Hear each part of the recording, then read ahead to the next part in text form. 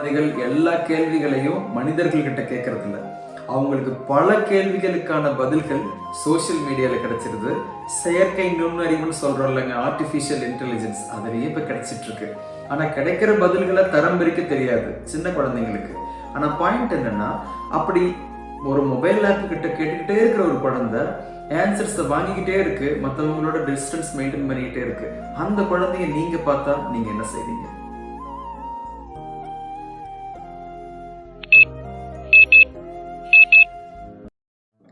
நான் அம்மா ஃபோனில் சந்தேகங்களை தீர்க்க வாய்ஸ் சர்ச்சை ஆன் செய்துவிட்டு கேள்வி கேட்டுக்கொண்டு பதிலை எழுதி கொண்டிருந்தேன்.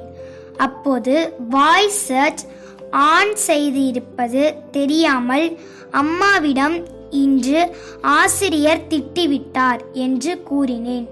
அந்த மொபைல் அதை ரெக்கார்ட் செய்து அதற்கு அந்த குறிப்பிட்ட சமூக வலைத்தளம் பதில் அளித்தது. விளையாட்டாக அடுத்தடுத்து என்னுடைய தனிப்பட்ட எண்ணங்களை அதில் கேட்க ஆரம்பித்தேன். அதுவும் பதில் அளித்து வருகிறது. ஆனால் இப்போதெல்லாம் என்னால் வலைத்தளத்தில் உரையாடாமல் இருக்க முடியவில்லை. இதற்கு நான் என்ன செய்ய வேண்டும்? அம்மாவிற்கு இது பற்றி தெரியப்படுத்து.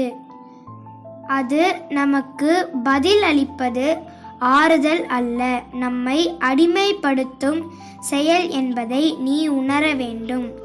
நம் பெற்றோர்கள் கூறும் அறிவுரை முறை வேண்டுமானால் நாம் விரும்பத்தக்கதாக இல்லாமல் இருக்கலாம். ஆனால் ஒருபோதும் அவர்கள் நமக்கு தவறான வழியை காண்பிக்க மாட்டார்கள்.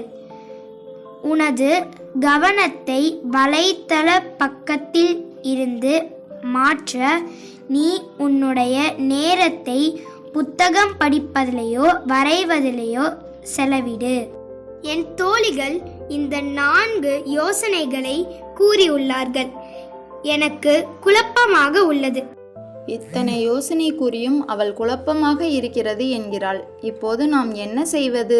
நாம் இவர்களிடம் கேட்டு பார்ப்போமா? சரியாக சொன்னாய். இதற்கு இவர்கள் மட்டுமே சரியான யோசனைகளை கூற முடியும். அப்படியானால் அவர்களிடமே கேள். ஃப்ரெண்ட்ஸ், நீங்களோ உங்களை சேர்ந்தவரோ இந்த மாதிரியான சூழ்நிலையில் இருந்தால் என்ன செய்வீர்கள் என்று உங்கள் கருத்துக்களை உங்கள் பெயருடன் கீழே கமெண்ட் செய்யுங்கள்.